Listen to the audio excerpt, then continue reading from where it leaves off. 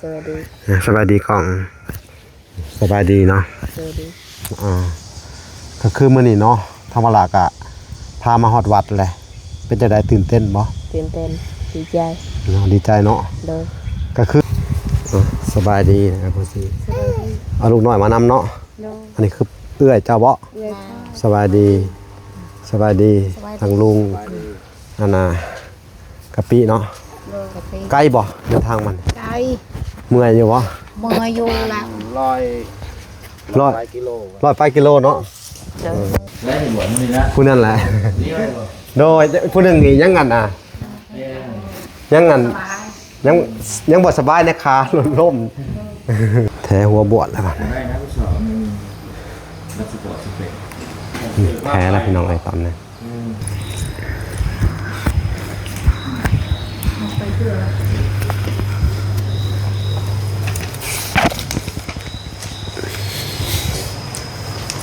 กูเข้าขึ้น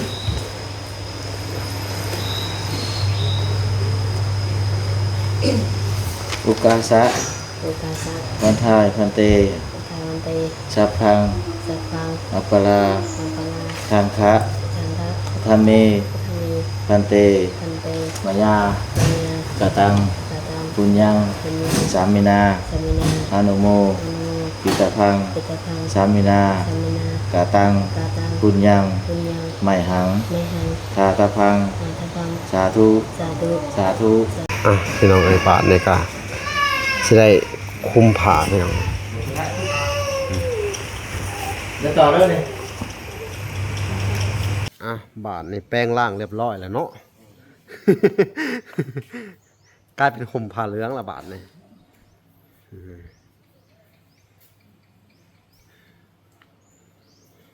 เป็นจัวเต็มรูปแบบแล้วบาทเลย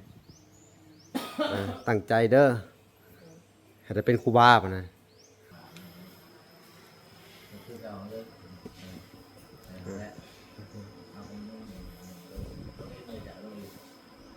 อุกาสะกัลยังอุกาสะวันทามิพันเตสัพพังอัปปลาทางคะ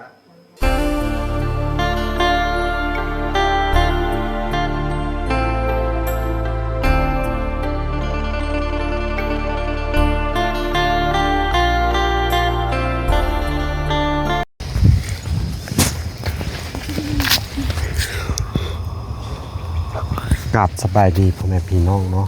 เบิร์ดสู่คนพี่น้องไอ้เนาะกันยินดีเข้าสู่ช่อง YouTube บอละสายบุญเนาะคุณธรรมคือเก่าพี่น้องไอ้เส้นเก่าเส้นเคยพี่น้องไอ้เนาะทักทายสบายดี FC ทางฝั่งไทยและ FC ทางฝั่งลาวและ FC ทั้งต่างประเทศเนาะที่รับชมบอละอยู่พี่น้องไอ้เนาะมื้อนี้ทางวลากะได้เดินทางมาเฮ็ดภารกิจเนาะคือบวชอันจั่วให้ทางอันลูกเบอร์ซีเนาะพี่น้องเนาะคุณเบิ่นกับมาเลยเนาะพี่น้องเนาะทางเบอร์ซีกับมาเนาะพี่น้องเนาะเอากะปิมานี่พี่น้องเอ้ยคุณกับมากับพร้อมพี่พร้อมน้องเพิ่นเนาะมาพร้อมป้าเนาะสบายดีสวัสดีสวัสดี ก็คือมื้อนี้เนาะธรรมลากะพามาฮอดวัดเลยเป็นจังได๋ตื่นเต้นบ่ ตื่นเต้นดีใจ เนาะดีใจเนาะ โดย ก็คือมาแต่เช้าๆพี่น้องเอ้ยตอนนี้ก็จนฮอดบ่าย1เนาะเพราะว่ามันไกลพี่น้องระยะทางกะอันน่ะค่อนข้างจะเบิ่งประมาณเกือบ100 กิโลเนาะเดินทางมาเนาะ โดย คุณทางนั้นแม่เจ้าก็มาเนาะแม่บ่ซีก็มาบ้านนี้สิได้พาไปกราบญาทานเนาะ โดย นั่นแหละเขาไปหาญาทานใหญ่นะพี่น้องเนาะทางเวลาก็เดินทางมาฮอดแหละก็จะได้ไปหาเลิกหายามบวชเนาะ โดย พร้อมแล้วบ่ พร้อม พร้อมแล้วครับที่ได้พาเขาไปได้ โดย โอเคพี่น้องเอ้ยไปเขาไปพบพ่อทางอัญญาทานเลยเนาะพี่น้องโอเคไปสบายดีนะครับพ่อซีเอาลูกน้อยมานำเนาะ โดย อันนี้คือเอื้อยเจ้าบ่ เอื้อย สบายดีทางลุงอันน่ะกะปิเนาะ โดยกะปิ ใกล้บ่เดินทางมัน ไก่ เมื่อยอยู่บ่ เมื่ออยู่ละ ร้อย กิโล ไปกิโลเนาะ โดยเมื่อย แต่ละคนเนาะ เมื่อยเนาะ เมื่อยโดยเมื่อยลาย เมื่อยหลายเอาล่ะเจ้าได้สามเมื่อยบ่ เมื่อยคือกัน อันนี้บ่ให้มานำทางบ่นี่ เจาะเมื่อยนอนเจาะ ให้เบิดมื้อเลย ตอนนี้ก็พอดีบ่ายเนาะบ่ายจักโมงกันนี่ 2 โมงปลาย เล่พี่น้องเอ้ยไปซะมาโอเคพี่น้องไปเขาไปกราบนาถานเลยน่าจะอยู่ทางนี่แหละพี่น้องเอ้ยอยู่กุฏิเพิ่นเนาะไปพี่ย่างไปคืออะไรอันนี้ก็เป็นพี่น้องเอ้ยเดินวัดเนาะวัดป่าแก้วบุญธรรมพี่น้องเอ้ยก็คือวัดนาถานแก้วพี่น้องเอ้ยนี่แล้วก็ปิแต่บ่ฮู้ว่าเพิ่นอยู่กุฏิใดพี่น้อง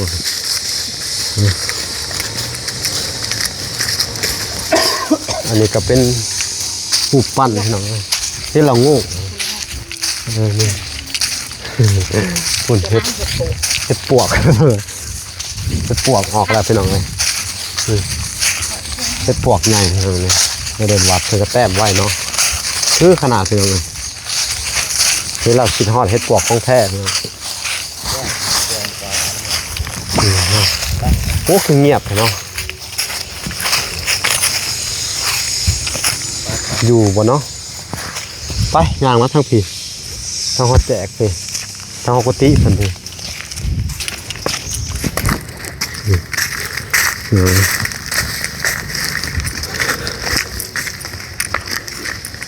บ่ฮู้ว่าเพิ่นอยู่กุฏิไหน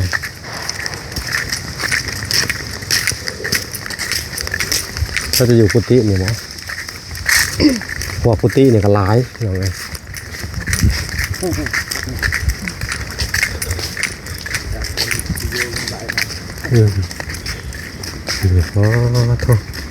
วัดเนื้อทานยังไงเลยพ่อจั่วจะกระนี่เลยเดี๋ยวถ้าเวลาสิโทรหาเพิ่นก่อนเด้อนี่น้องไงนี่ขนาดนี้ครับเป็นทางกันจั่วเพิ่นมาแต่โรงเรียนเนาะนี่ว่าหน้าบ้านบ่อยู่นี่กับโมเมนถามแป๊บหนึ่งเด้อ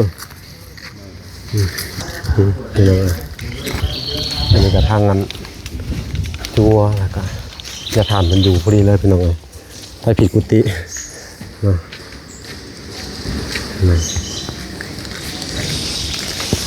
คนทางกับปี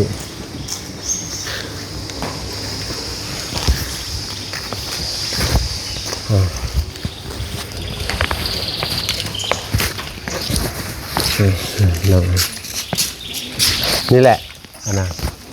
ยาทานพอดเกิดแล้วเขามากกราบ บอกให้ต่อมาได้ไหม กราบยาถอน บอกให้ต่อมาได้ไว้เด้อ เนอะนี่ เจ้ากลับมาพี่เด้อ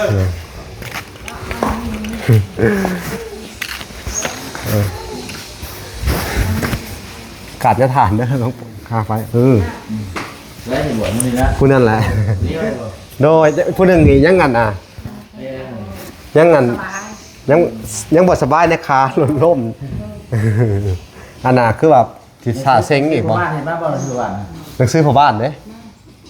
หน่อย เห็นที่บ้านนะ เนาะ น้ำของเราอะน้ำบางที่เดินในทาง โดยขนาดโดย มาน้ำมาย่าย โดยพูดได้ทั้งค่ะพี่น้องไงเมื่อยมาเกือบ100 กิโลเดินทางมาแต่เช้า 100 ปลายกิโล เมื่อนบ่ บ้านยัง บ้านลำเบียดเอาเข้าไปให้เพิ่นนะนี่เอาใหม่เพิ่น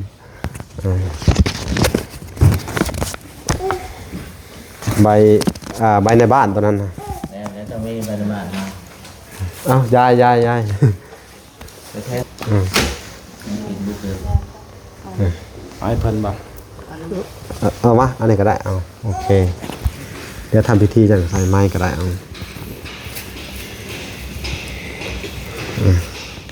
หูเรื่องนะ พูดเรื่องอะไรเนาะใหญ่นะเคยเขาโรงเฮียนอยู่ป่ะ เอาก็ซี่เราเขา เขาก็ซื้อ ซี่ โอ้ หักออก2 ปีแล้ว อืม ไปน้ำมา ยังอยู่น้ำพอหันเข้าโรงเรียนฮอปซี อืมโดยของบ่ซื้อ พออันปะแล้วก็อยู่ประมาณ2 ปีเลยบ่ได้เข้าโรงเรียน อืม บอกกระตื้อมาในอ้วนแท้ผมมานี่อ้วนบอกกระตื้อด้วยให้งาน อืม คุณจะต่ออะไรขึ้นมาแทนว่ามันจะต่อมาตอกลูกอ่ะยังทิ้งตื่นชิกเลยทิ้งไม่ต้องหลอก โดย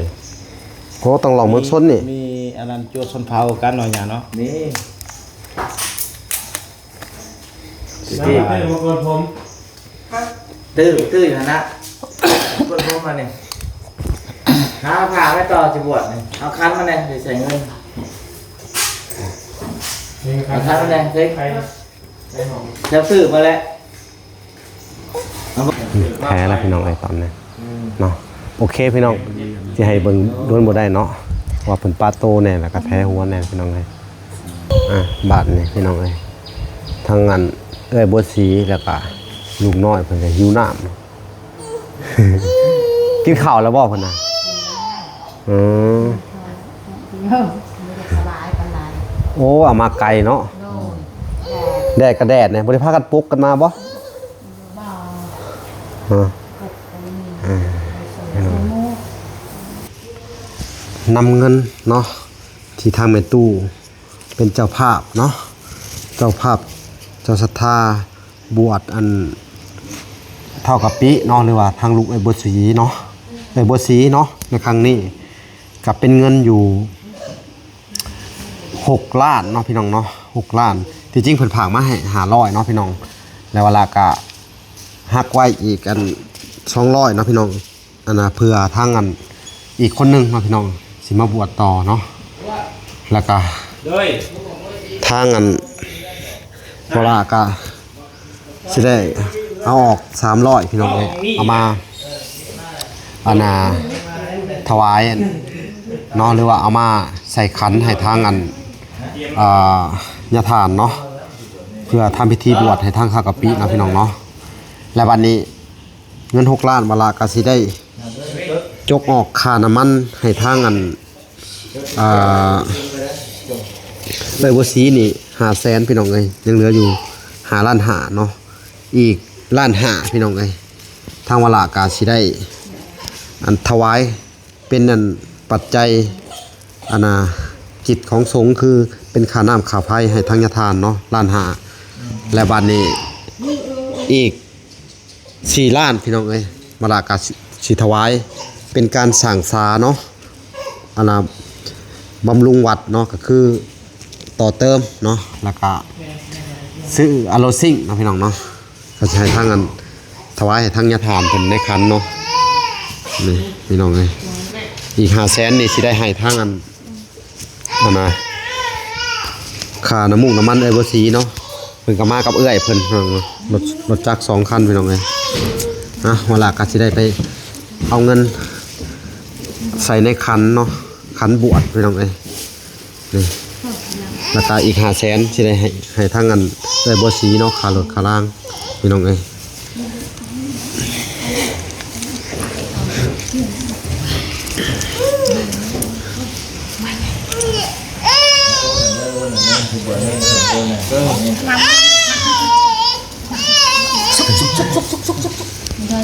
เด้อนั่งนั่นแหละนั่งเนาะอันนี้ก็เป็นเงินพี่น้องเอ้ยเวลาก็ได้อธิบายไปในคลิปแล้วก็อันนี้ก็สิถวายเข้าไปในขันเด้อขันบวชของข้าวกะปิเนาะอันนี้ในส่วนของ500,000นี่เวลาก็สิให้ค่าเดินทางของเจ้าเด้ออันน่ะใส่น้ำมูกน้ำมันเนาะ1 2 3 4 5เอา ขอบคุณนะ ขอบคุณขอบคุณนะกองอันให้พรเพิ่นเรา ดี ดีๆมีแหงให้ร่ำให้รวยทำไมตัวให้สุขภาพแข็งแรงให้มีบุญหลายๆให้สุขภาพแข็งแรงอายุยันควันยืนไม่ตัวสาธุใจบุญใจกุศลใจตุมัน เป็นอันอนุสงฆ์ของทางอัน แม่ตู้เพิ่นเนาะ โดย ที่ว่าอุปถัมภ์เด้อ โดย อุปถัมภ์เท่ากับปิ โดย ให้บวชในครั้งนี้เนาะ โดย ที่จริงก็เป็นเงินอยู่500พุ่นแหละแต่ว่าฮักไว้ให้อันผู้หนึงอีกเนาะ โดย ผู้ที่ว่าจะมาบวชนํกันน่ะเด้ โดย เพิ่นก็ฮักไว้อีก200อันน่ะมื้อหน้าก็จะสิได้เอาเขามาบวชอีกถ้าว่าเพิ่นพร้อมเนาะ โดย ที่คิดว่าสิมา2คนเนาะทีแรกว่ามา โดย ผู้นั้นก็บ่ได้มาเนาะ บ่ได้ เลยเอามาคนหนึ่งก่อนเนาะ โดย แต่ว่าบัดนี้เงินก็ในส่วนล้านห้านี่ทั้งเวลากะสิถวายเป็นอันปัจจัยค่าน้ำค่าไฟ โดย ให้ทางอันวัดเนาะ โดย นี่พี่น้องเอ้ยอันนี้ก็เป็นเงินของแม่ตู้นั่นแหละพี่น้องเอ้ยเนาะอันนี้ก็ค่าน้ำค่าไฟพี่น้องเอ้ยเนาะ โดยสาธุ สาธุเนาะ ได้บุญทุก แล้วก็อีก4 ล้านเนาะว่าทางวัดเพิ่นเนาะ โดย กำลังอันต่อเติมเนาะคือว่าบูรณะเนาะ โดย บูรณะหอแจกเนาะหอแจกอันน่ะ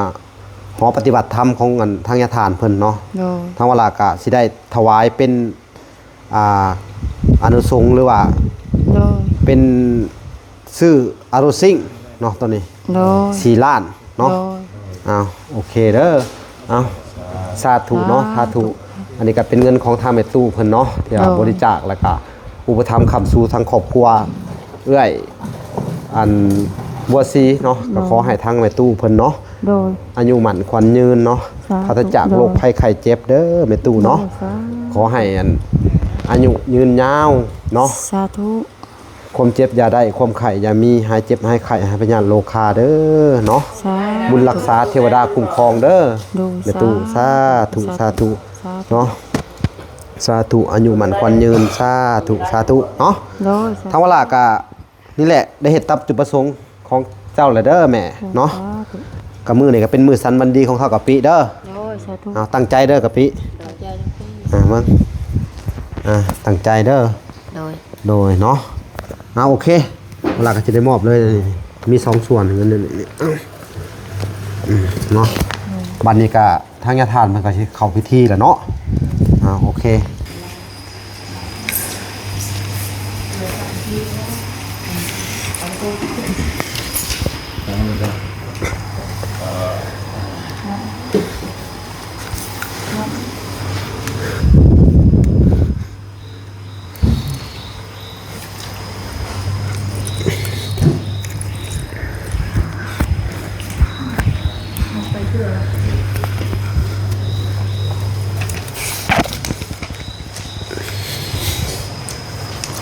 กูเข้าขึ้น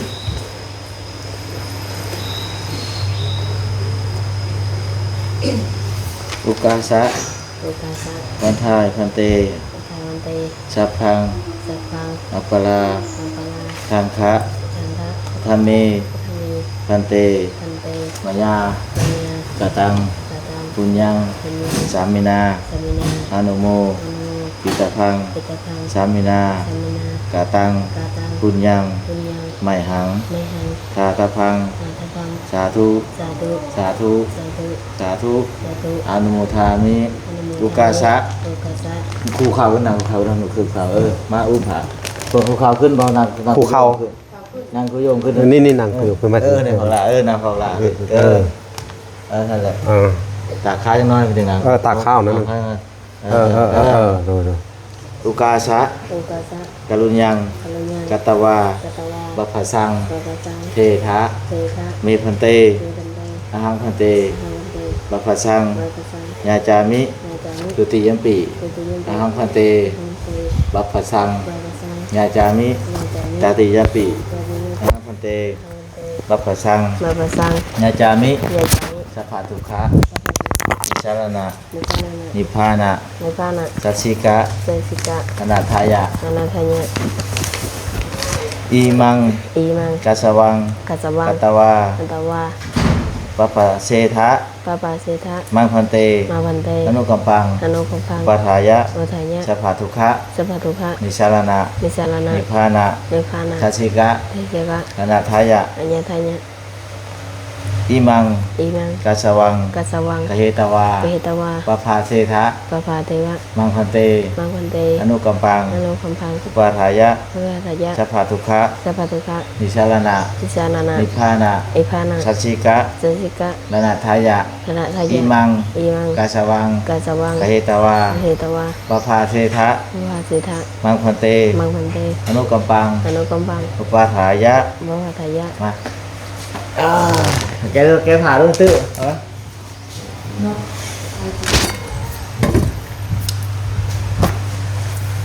เอาเข้ามาจับเล่นว่าเขาคือเก่าใช่แหละ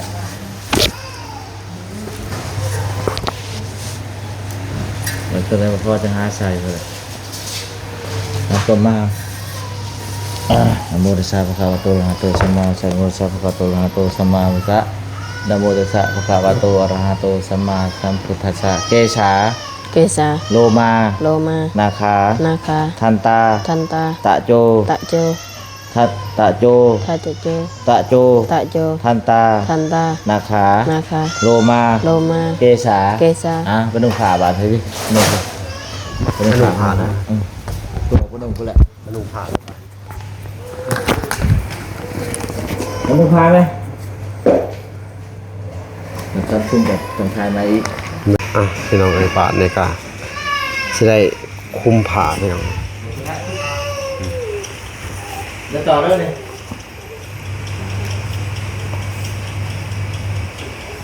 เ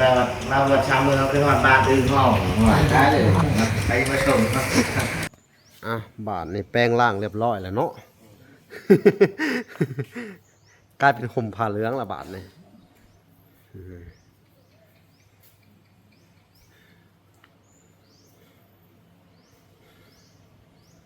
เป็นจัวเต็มรูปแบบแล้วบาทนี่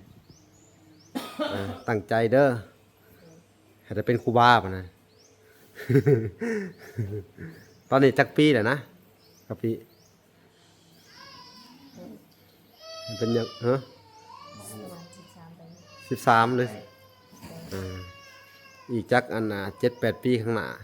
เนาะให้ได้เป็นอันยักษ์คู่บัดนี้เด้อ ตั้งใจเฮียนเด้อนั่น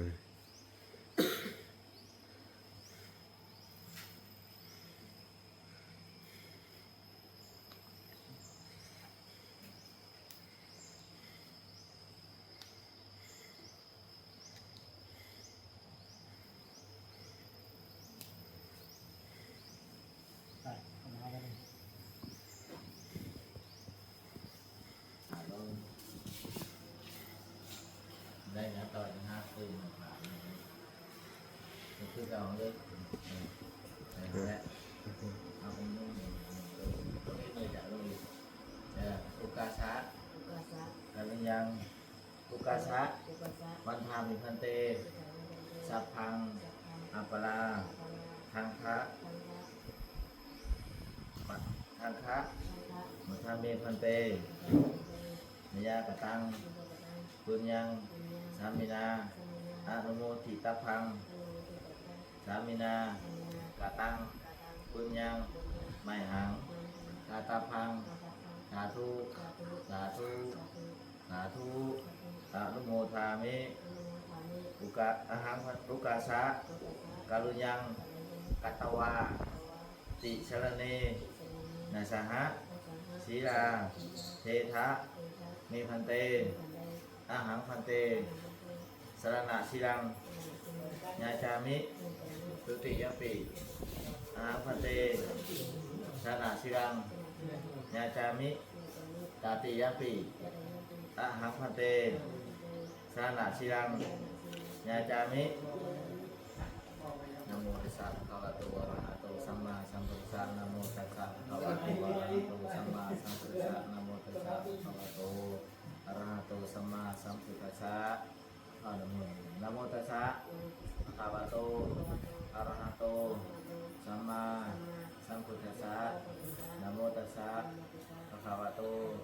อะระหะโตสัมมาสัมพุทธัสสะนะโมตัสสะภะคะวะโต อะระหะโตสัมมาสัมพุทธัสสะพุทธังสรณังคัจฉามิธัมมังสรณังคัจฉามิสังฆังสรณังคัจฉามิทุติยมปีพุทธังสรณังคัจฉามิทุติยมปีธัมมังสรณังคัจฉามิทุติยมปีสังฆังสรณังคัจฉามิตติยมปีพุทธังสรณังคัจฉามิตติยมปีธัมมังสรณังคัจฉามิตติยมปีสังฆัง สำคัญ สารนังคัจฉามิติสนะกัมมนังทิตาอุกาสะธรรมะพันเตปานาติปาตาเวรมณีสิกขาปะทังสัมมาทิยามิ สมาธิยามิ นาทินาธนาเวรมณีสิกขาปะทังสมาธิยามิอัพพรหมจาริยาเวรมณีสิกขาปะทังสมาธิยามิมุสาวาเวรมณีสิกขาปะทังสมาธิยามิ สมาธิยามิ สุรามิรายะมัชฌะปมาทานาเวสมณีสิกขาปะทังสมาธิยามิ สมาธิยามิ วิการโภชนาเวชนาเวรมณีสิกขาปะทังสมาธิยามิตัจจิตาวาทิตะวิสุกะทัสสานาเวรมณีสิกขาปะทังสมาธิยามิ สมาธิยามิ มาลาคันธะมาลาคันธะวิเลปานะทารณะมันดานะดีภูสะนาธานาเวรมณีสิกขาปะทังสมาธิยามิวุจจะชยนามหาสยนาเวรมณีสิกขาปะทังสมาธิยามิ สมาธิยามิ สัตรูปราสตะปฏิฆะนาเวรมณีสิกขาปะทังสมาธิยามิ สมาธิยามิ อิมานิทัสสะสิกขาปะทานิสมาธิยามิอิมานิทัสสะสิกขาปะทานิสมาธิยามิทุติยมปีอิมานิทัสสะสิกขาปะทานิสมาธิยามิ สมาธิ ต ยา ติ มิ ยปีอิมานิทัสสะสิกขาปะทานิสมาธิยามิ สมาธิยา เอา มิ ลงมา สา เอาก่อนเอาก้มให้แล้ว ก้มลง อุกาสะปะทายพันเตสัพพังอปาราทางคะธรรมเมพันเตมยากตังบุญยังสามินาอนุโมจิตาพังสามินากตังบุญยังหมายหังสาตาพังสาธุสาธุนี่นะสัพพะอิสิตังอิตังตุมาตุเอวะสันนิสิโยวิวัชชันตุสัพพะโลกโควินัสสตุมาเตตระสิทธิกายโยภาวะอภิวาทานสิจาริจาวุธาปจาริโยจัตตาโลธรรมาวัฏติอายุวโนสุขังปะลังนะ สาธุ ตามโลกหวันแน่หวันนึงและเนี่ยตื่นต่อห้าพุทธอยู่ล่างต่อห้า อ่ะ เดี๋ยวทำได้เสร็จสิ้นแล้วแหละ โดยขน่อย โดยอ่ะเนาะโอเคมาพี่ นี่น่าจะมันนี่จะนี่น่าจะมันนี่จะ ก็สิได้ผากกันเด้อบัดนี้เนาะทั้งอันยาทาน โดย ระเบียบบาดอาจารย์ โดยขน่อยมีแต่ว่าเด้อกะปิปฏิบัติตามอันระเบียบเนาะระเบียบของวัดนั่นแหละแล้วก็ระเบียบของสงฆ์เด้อมีหยังที่เพิ่นอันแนะนำให้ก็ต้องให้เสื้อพังเนาะเสื้อพังครูบาอาจารย์เพิ่นเด้อคือเฮาเปรียบเสมือนว่าเฮาตัดทางโลกหันไปสู่ทางธรรมเนาะก็ตั้งใจศึกษาหามเฮียนเนาะถ้าเฮาอยากมีความรู้นั่นบ่แม่นบ่อนาคตตัวเองหั่นแหละเนาะถ้าเฮามีจิตใจเนาะใช้ศรัทธาในพุทธศาสนาเฮาก็ต้องตั้งใจ ศึกษาหำเฮียนเนาะก็บ่มีหยังดอกก็มีแต่ว่าอันทางอันญาทานเพิ่นแล้วก็ทางอันครูบาอาจารย์อยู่ในวัดนี่แหละเพิ่นก็สิอบรมสั่งบอกสอนเจ้าแหละเนาะแนะนำกับเป็นจังไดก็เรื่องการเรียนนี่ก็อยู่ในวัดนี่แหละเนาะญาทาน ของเฮียกับใกล้ๆแล้วเราเอาไปที่ไหนเลยเขา โดย ปีนี้เขาเช็งหลายดอก เขาเซ็งไว้พี่นายของเขาก็ ถ้าเขาหม้อใดก็หาเลยก็ ก็หา ทำไมล่ะครูเขาเห็นมาถึงม.1เลย มหนึ่งเลยก็ได้เนาะ เขาเห็นถึงม.1แล้วเรียนหนังสือมา ไปเห็นหนังสือ เข้าเรียนป .4 แหละเข้าเรียนป โดย .5 กลางปีเลยออก โดยก็เอาเขับมหนึ่งเลยก็ได้ไง ที่ได้คนแรกเขาจะยืนมันจะพูด ให้เขายังยืนมาให้หน่อยเด้อ เพิ่มที่ตามมาไว้ เนาะบอไปยังยืนกันเขาเฮียน โรงเรียน โยงเฮียนน่ะ ได้ผ่านอยู่บ่เรียนป .5 คำว่าก็ไปขอใบเขามาได้บ่ เขาไปเขาถึงมาไม่ยากครับไม่ได้ว่า จะเดิน บ่ยากดอกเอาสิ ให้จะเพราะว่าเพิ่นก็เป็นครูอยู่ให้เพิ่นประเมินให้ก็ ประเมินให้ ประเมินให้เด้อแม่นแหละกับผู้ที่ให้เรามาเข้ามหนึ่งเลย เขาคนหนึ่งเลย นี่น่ะ สบาย โดย อายุอยู่ในชั้นประถมมันได้แต่10 ปีอันนี้10ปลายปี 10 ปีไปปีถึงอันนั้นแหละก็ ไอ้เราเป็นครูมันเข้าใจกันง่ายๆเรียน โดยเอ้าก็มีแต่ว่า เขาไปกราบ ขับที่จะเมืองไกล ไปมันสิคำที่ต้องเมื่อ แต่ยังเราอาจารย์เขาเป็นเราเรียนตั้งใจอย่างเงี้ย แล้วก็สิมอบอันนั้นตื่นมีคอยสิมอบอันนี้ ลาบทางผู้จักยัง สิ่งที่บ่ดีแล้วก็ขอพึ่งพาอาศัยอาญานี่แหละ ก็คักแล้ว ถ้าว่า ได้นาบ้านตุ้งกับแม่อาจารย์ ก็ให้ทางอาญานั่นแหละโทรประสานทาง เจ็บไข้ได้หนาวนะ โดย ก็มีแต่เบอร์เอาเบอร์พ่อแม่ไว้เนาะ เฮ้ยบอกผมจะต่อแล้วเบิ่งเนี่ยคุณนั่นแหละเป็นเบิ่งพาเน้นไข่จะได้พาไปคุณหมอยากเราไข่แล้วพาไปเลิกเป็นนอนแต่งกันมาย่ายบัตรอาจารย์ ป่วยก็บอก โดย ขอพึ่งพาอาศัยทางด้านอาญา แน่ ดูอันยา ตรงยาปากมองนี่แหละอยู่บ้านนอกคลองนา บอกกับว่าฮู้ละไปนอนมันฮู้ กะปิจะสิร่าง กะปิในน้ำต้นนึงเลย เขาเขียนผิดว่ากะปิ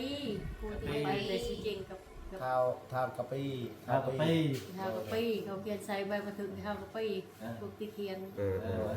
ตะข้าว กะปิกะปิกะปาด ไปก่อน กับพอดีคำเนาะจะเดินทางเอา ไป ก็เท่านั้นแหละ ประมาณ5 โมงจนฮอดบ้าน โทรหาโอ้ใกล้อยู่นี่เฉยได้น้ำกินเรื่องนี้ ออกจากเมืองชนแล้ว ให้ ทาง ให้ว่า บ้านนอกมันสิยากได้แหละ จักยา นั่นแหละนะเอ้า ครับเลย โอเคพี่น้องเลยทางเวลากะ โดย สิได้ให้ทุกคนเดินทางก่อนเนาะ โดย โอเคเด้อเดินทางปลอดภัย ได้น้ำกินก็หลุดหาทุ่งใส่เอากินทาง พี่น้องเอ้ยก็เป็นการผักเนื้อผักตัวเนาะการเสร็จสิ้นแหละทางพ่อแม่ของจัวเนาะ